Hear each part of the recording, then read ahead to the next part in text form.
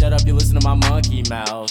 There's a companion when you got pun on the Kanoa route. Hopped in a portal and got in a fight, Elias knocked him out. Bow, Naruto fighting style. Bow, UFC he tapped out. Bow, we win, we get crowned. Monkey mouth, monkey mouth, monkey mouth, monkey mouth.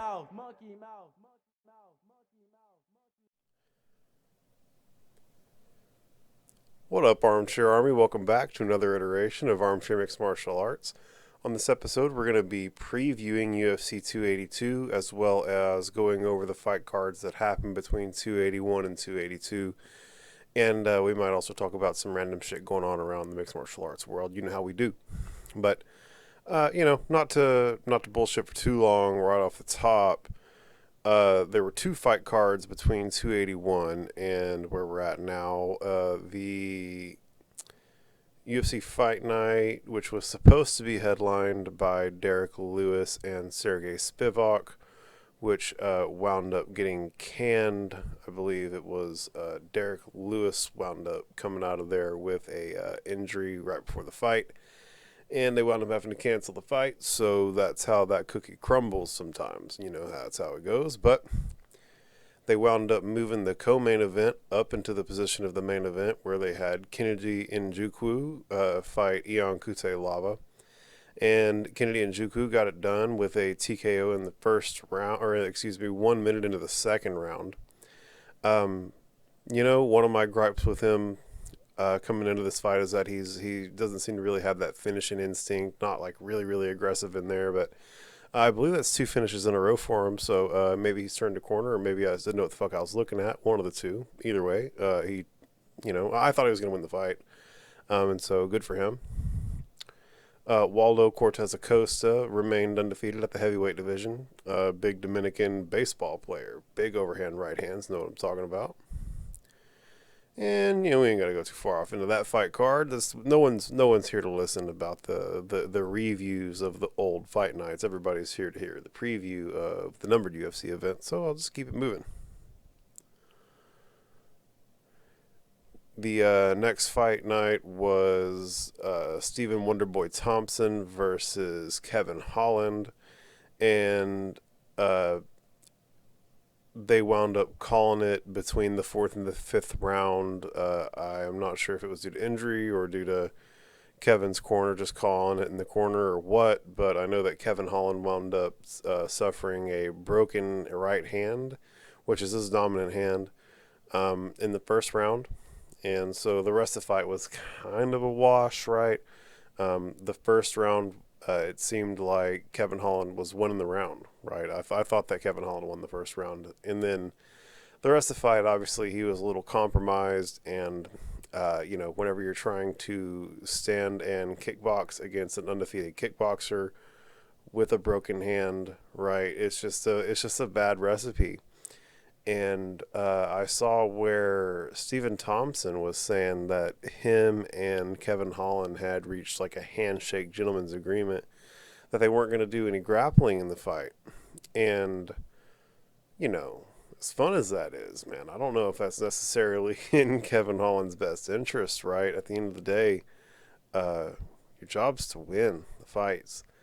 And, an agreement like that may have better ensured that it was going to be an entertaining fight, and that may increase your stock to a certain extent. I don't believe that it's going to increase his stock to the extent that losing will decrease his stock, right? It seems like a net negative gain on the value of his career, right? It was kind of anomalous that he got a main event following getting his ass beat by Chimaev, and we're referring to Kevin Holland right here, which Kevin Holland's fun dude, great guy, super fun fighter, not mad at it, just saying it is a little anomalous, right? They definitely gave him a big benefit of the doubt with him having fought Chechnya's fucking lone wolf, and so he got the blessing to get a second main event, and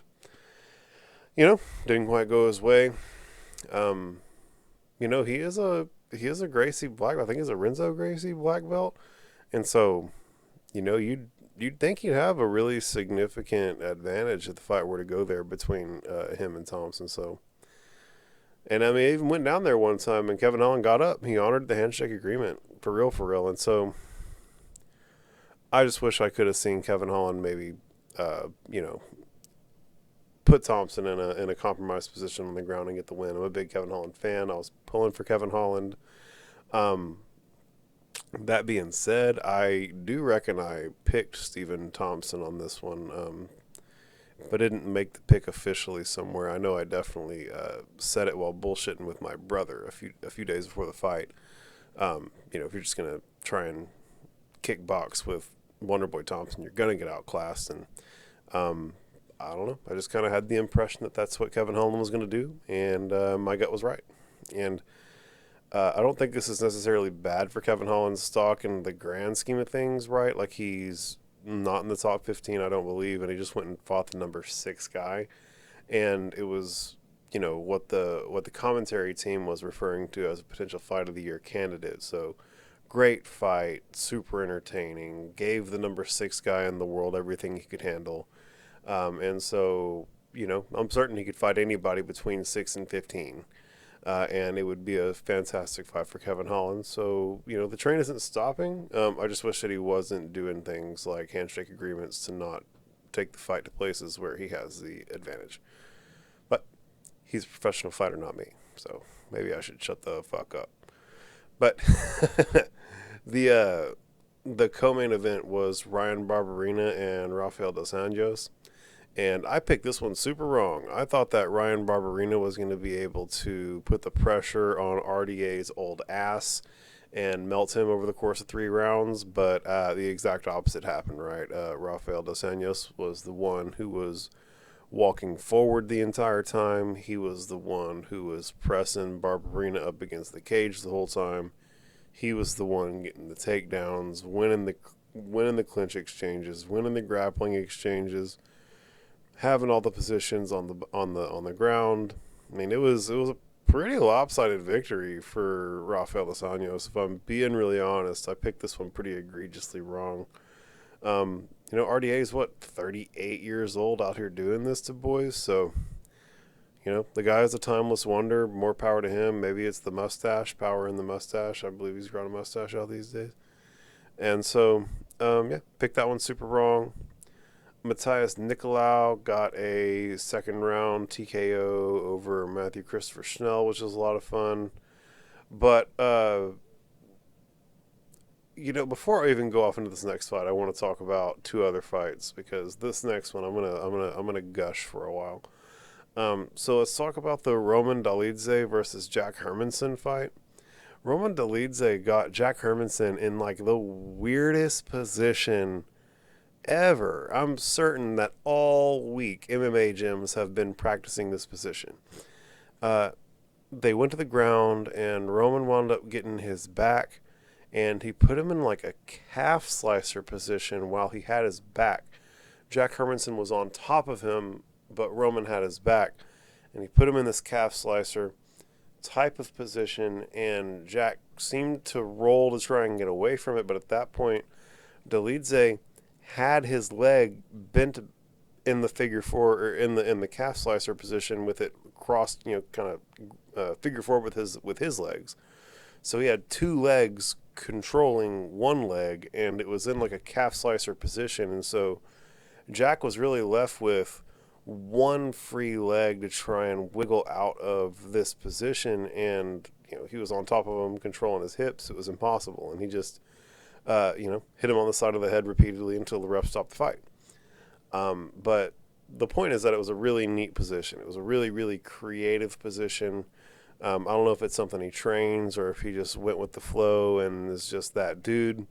But either way, it was a really, really impressive win. You could tell Jack at the end of the fight knew he got caught in something weird. It was a weird deal.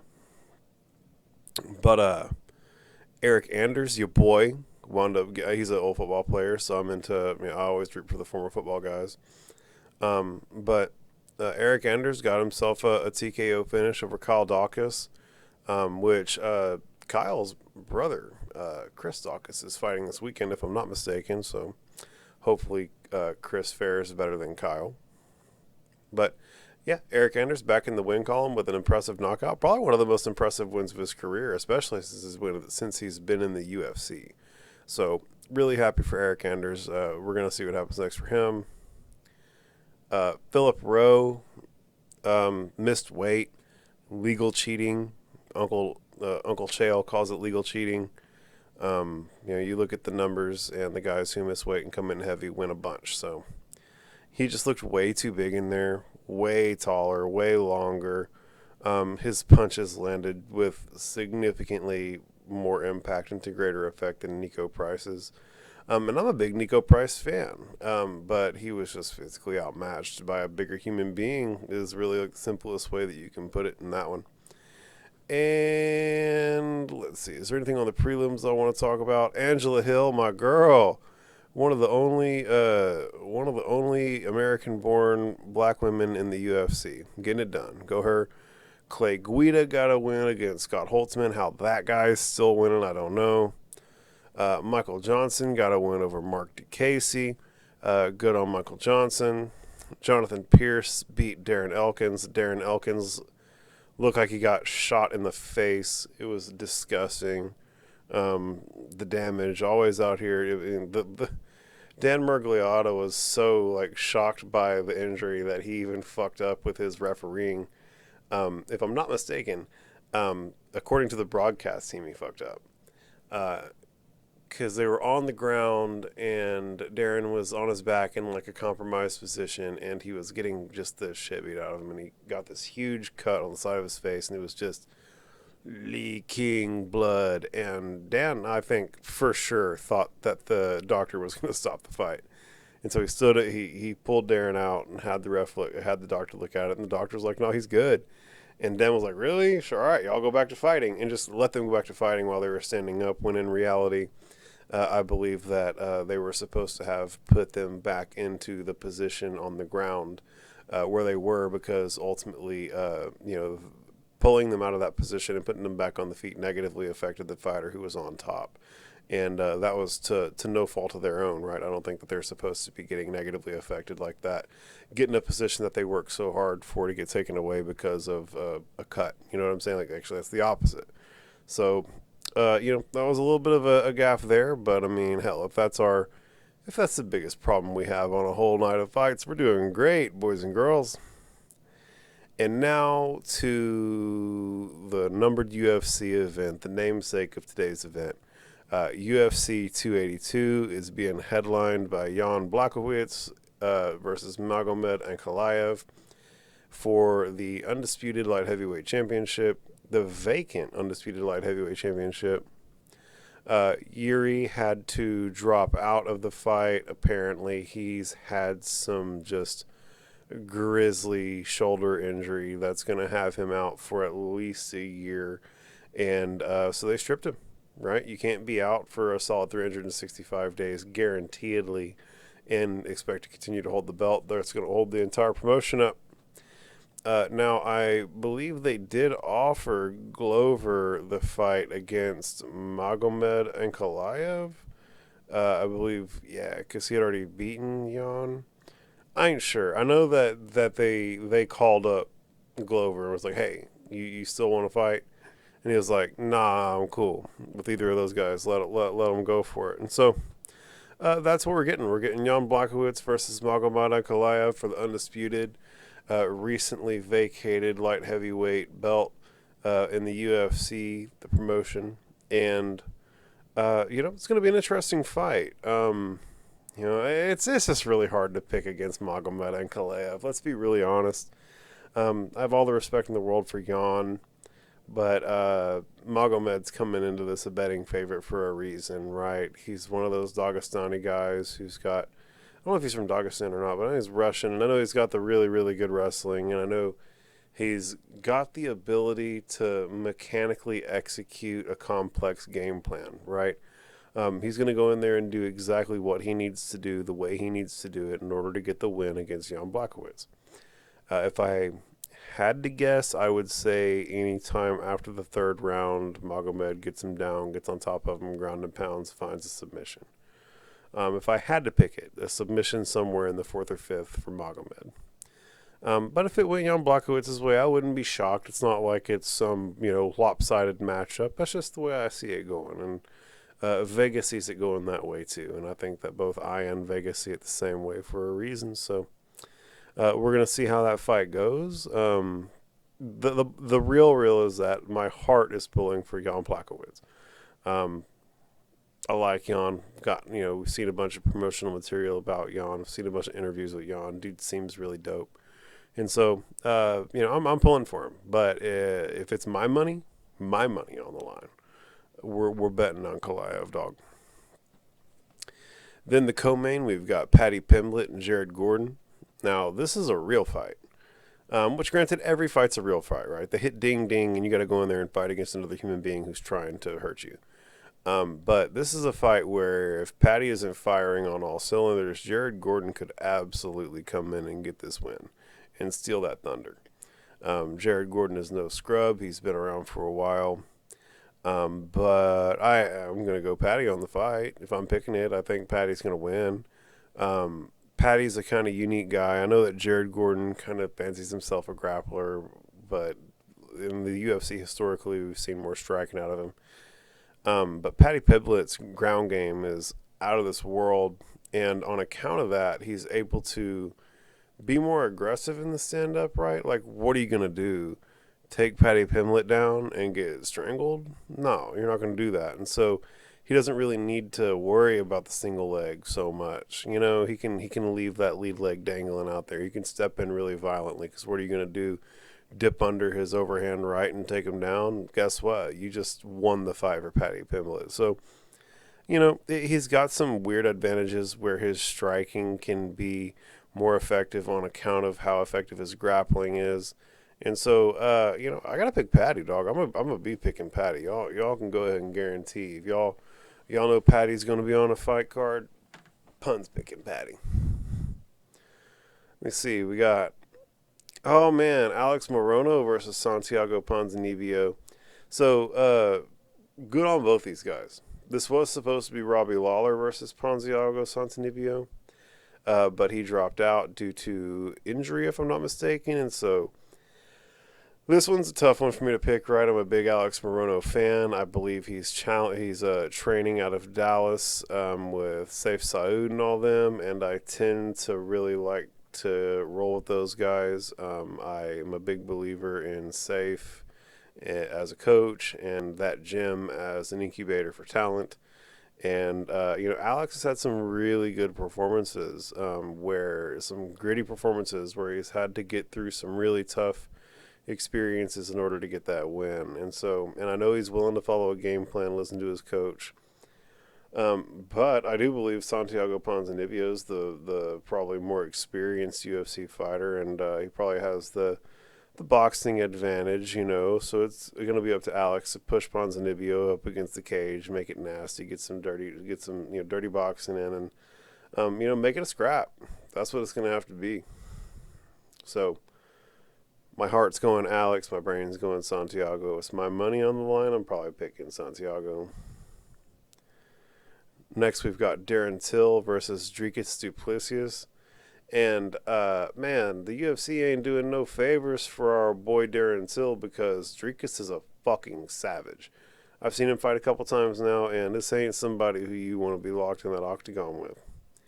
And Darren Till's been having kind of a rough go, and I don't know if trying to get back in the win column against somebody like du Plessis is going to be a recipe for success. If he gets the win, I'm going to be very, very high on Darren Till. Again, right, it's been a little while. I've had to kind of fall off the bandwagon a little bit just because of that wins and losses ratio, dog. Let's be real. It has been a tough go here recently for Darren Till, but he's 18-4-1 in total. It's not like it's over for him, but he takes another loss against Dricus, man. He's going to be on some thin ice at the promotion, dog. I don't see that being not the case in any circumstance, right? If he loses, he's on thin ice, period. Then we've got Bryce Mitchell and Ian Taporia, which is dope. Someone's O has got to go. I pick Bryce Mitchell, dog. Anybody who can make Dana White bend the knee to camo shorts has a type of mental fortitude and tenacity that nobody's ready to deal with in the octagon. So, yeah, I just think, and I mean, silliness aside, Bryce Mitchell's grappling is out of this world. I don't think that anybody in the next few fights is going to be able to compete with Bryce Mitchell on the ground, right? Maybe once he gets up, if he keeps winning and he gets up to the top 10 or so, there's going to be some big sharks up there who can deal with him. But in the short term, man, the next fight or two, he's going to be giving everybody trouble. And then we go on to the preliminary card, and we get Chris Daukaus versus Jairzinho Rozenstruik. This is an interesting fight. Chris Daukaus tends to like to really pressure people and bring it forward. But I know he's a little chinny. You saw you say he's chinny. He got knocked out by the Black Beast, so I don't know if that makes you chinny. But Jairzinho's got that blow your face apart power. Remember, he literally blew Alistair Overeem's lip apart with a right hand. So, it's always hard to bet against power like that, right? I believe he's got the longer reach and he's got the power advantage, and they've got to go 15 minutes without getting clipped by that. So, I think my head and my heart are in agreement on this one. I think I got to pick Jairzinho Rozenstruik. Tough sled for the Daukaus family here as of recent. But if Chris pulls it off, it's going to be because he pushes Jairzinho up against the cage and wins the octagon control battle and dirty boxes and wears Jairzinho down. Jay Perrin versus Paul Rosas Jr. That's a fun fight. Edmund Shabazian versus Dolko Lambabubla. Good Lord, this is a difficult word to read. Dolka Lungiambula. Dolka Lungiambula. Well, I made myself look and sound like an idiot on my own podcast trying to pronounce some asshole's name. I'm picking Evan Shabazian just because his fucking name's easier to read. And then we got Chris Curtis versus Joaquin Buckley. This is a fun fight. Chris Curtis has a ton of experience, and he's looked pretty good in his last couple of fights. Joaquin Buckley, young, on the come up, super explosive. If I'm picking it, I'm going Joaquin Buckley. It could go Chris Curtis's way, but I think that Joaquin's a little bit more aggressive in there, and when it comes right down to it, they're going to be punching each other in the face, and Joaquin's the guy who I don't want to get punched by. So, I feel like that's probably it. I mean, there's some early prelims as well. Billy Quarantillo, Alexander Hernandez. These guys aren't scrubs. That's a fun fight. TJ Brown, Eric Silva. That's a fun fight. Vinicius Salvador, unfamiliar. Daniel Da Silva, unfamiliar. Stephen Koslow, 6-0 with no image by his name. And Cameron Simon, Saaiman, unfamiliar. And so, but they're both undefeated at 6-0, so that'll be fun. So, I mean, yeah, it's like a really fun looking card, top to bottom. I feel like it maybe lacks a little bit of star power. I think that the biggest star on the card is Paddy Bimlett, and he's like a star in the UK. You know what I'm saying? He's not like quite full-fledged star at this point. He's going to get this win if he gets it, and then he's got to go fight somebody with a name. You know what I'm saying? He's got a little bit of a road in front of him before he's full-fledged superstar who's actually going to get people to buy. And, Jan Blachowicz versus Magomed Ankalaev is a fun fight, but it kind of gets like an asterisk next to it, right? Because you're fighting for this undisputed title, but like it's Yuri's belt. And if it ain't Yuri's belt, it's Glover's belt, right? Those two dudes fought like cats and dogs, and Yuri put Glover in like a chokehold in the last minute of the last round of a 25-minute fight. And so, you would want to see Glover in there if Yuri's out, and yet there is no Glover, who was the most recent champion who can fight. And so it's just like this weird deal, right? Where the championship feels kind of meh, and the biggest star on the card is Patty Pimblett, and the fight that was supposed to be the brawl of the night, which was Robbie Lawler and Santiago Ponzinibbio, is now falling through. Luckily, thank God for Alex Morono. You're doing God's work, and we all appreciate you keeping Santiago on the card, because that's going to be a fun fight no matter what now. Darren Till used to be a big star until he started fucking losing, versus Dricus du Plessis is on the come up. Bryce Mitchell's on the come up. But I mean, none of these are like real big needle movers. So it's going to be interesting to see how the UFC's how the pay-per-view fares. I know that ever since the UFC got the big ESPN deal, they've been a little. It seems as though they're a little bit more okay with putting together the occasional bummer of a pay-per-view, because even if they don't sell great, they still get their nut covered by ESPN. So it's one of those things where they can kind of let one slide here and there, and they're going to still get their money, and they can just gear up for the next one to make sure it's actually really good.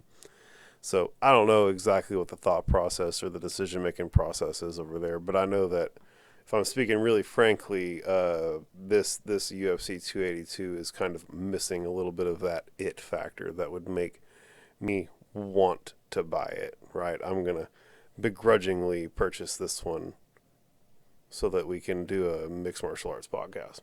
Well, I mean, it's going to be great. Like I say, begrudgingly. I'm going to happily watch the fights. It's money coming out of my pocket stuff because I'm a poor boy. That's right. I'm poor. It's like you. If you're not poor, send me money. That's right. Send me money. But I reckon that wraps up the review or the preview of UFC 282. There are a couple things happening around the world of mixed martial arts that I think might be a little bit of fun to talk about. The first thing I want to talk about is the situation surrounding James Krause. This man has turned into absolute toxic waste. Everyone is having to put space between them and him. So, a little backstory in case you're just totally unfamiliar with what's happening, and I might be getting a little ahead of myself, is that this dude, James Krause, used to be a UFC fighter. Now he's a coach. And he also runs a Discord server where he charges people a monthly fee for them to be part of the Discord server. And on that server, he tells people who they ought and ought not to be gambling on in the UFC, right? It's like a paid service where James Krause tells you what good picks to make in terms of your bets so that you can make money. And he's said in interviews that he makes significantly more money gambling on fights than he does by coaching or any other business shit that he has going on.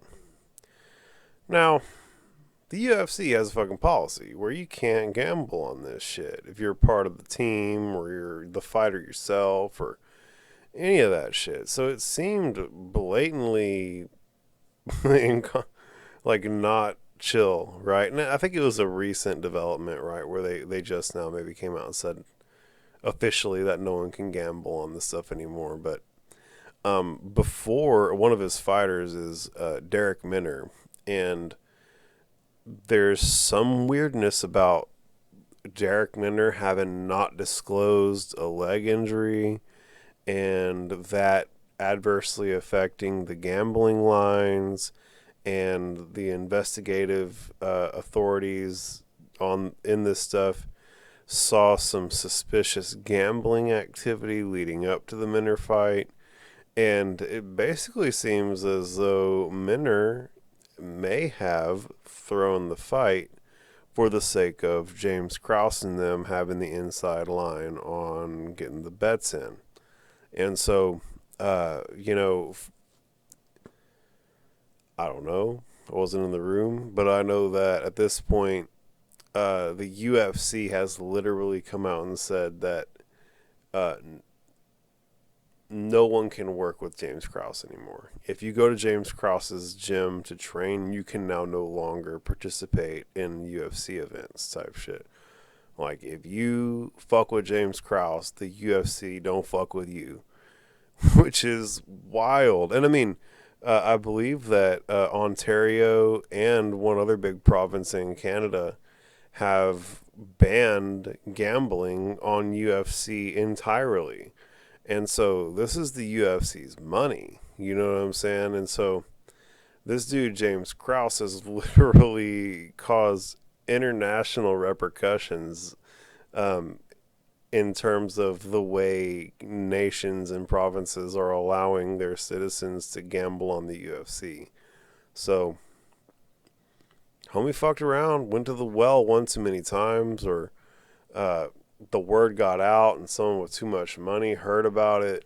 Something happened, man. The rabbit's out of the hat now, buddy, and you are not allowed to work with James Krause anymore if you want to fuck with the UFC. So, and then they released Derek Minner, right? And I don't know, man. It just seems like they released Derek Minner.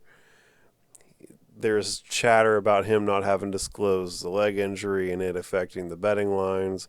There's chatter about all these suspicious activities surrounding the gambling. The UFC has a policy saying that if you're a fighter or on the squad of a fighter, you're not allowed to gamble on the fights. There's just like all these variables at play where James Krause fucked up, homie. And he's got big fighters, dog. Like Brendan Moreno is currently a world champion and trains with James Krause. And so, I guess Brendan Moreno don't train there no fucking more. You ain't finna lose your belt over James Krause's gambling habits. I wouldn't imagine. So, maybe they're still like standing by him with solidarity. Like, we believe you over there, buddy. Yeah, you over there. You're doing great. But you're not finna lose your UFC bag over that. So, tough sledding in the James Krause camp right now. Hopefully your gambling money wasn't heavily predicated on fixing fights and shit like that, because now you ain't coaching nobody to go in there to fix fights for you no more. So, yeah, man. And also you don't get that money no more.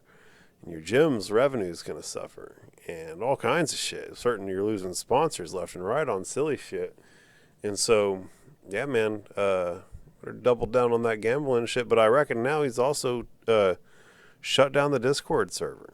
So he's not getting his monthly subscription Discord services anymore either. So now it's just like straight how much money he can make off of gambling on the fight. So IDK, man, tough spot to be James Krause. Wish it wasn't going down the way it's going down, but hey, the drama unfolds. There ain't nothing I can do to stop it.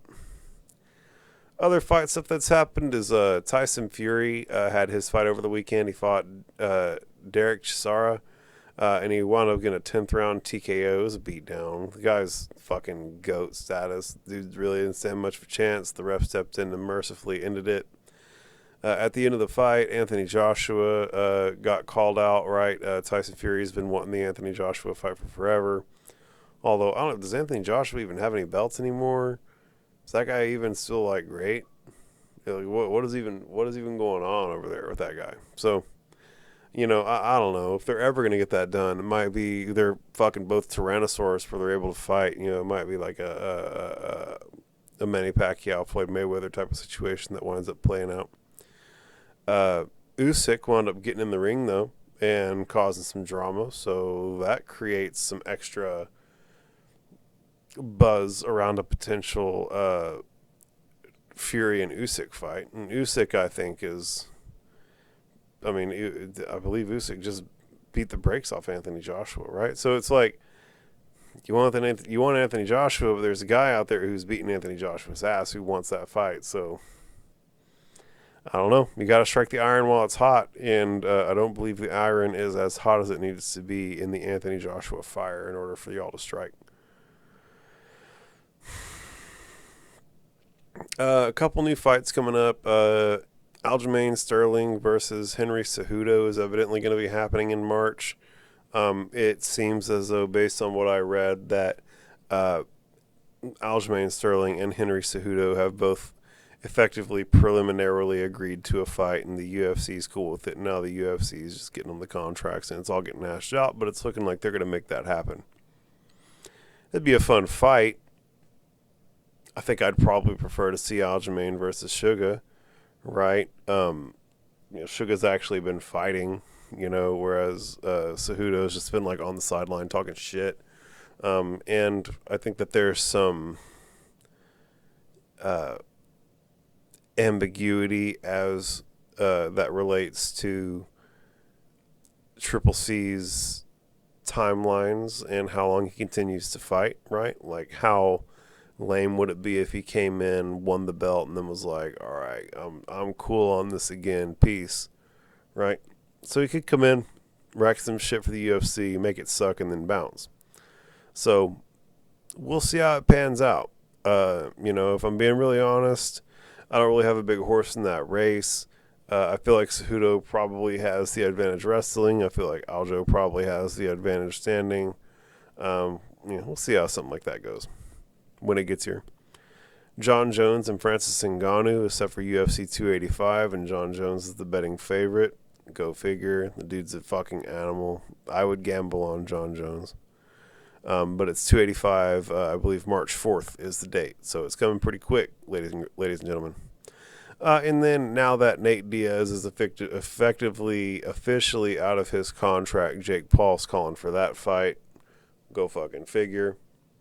But that's all I got, man. I don't want to go on for too much longer. We've already talked for plenty of long. I don't really like to go off into the news stuff too much. I like to pretty much keep it to fights, right? We talked about all the fights between 281 and 282.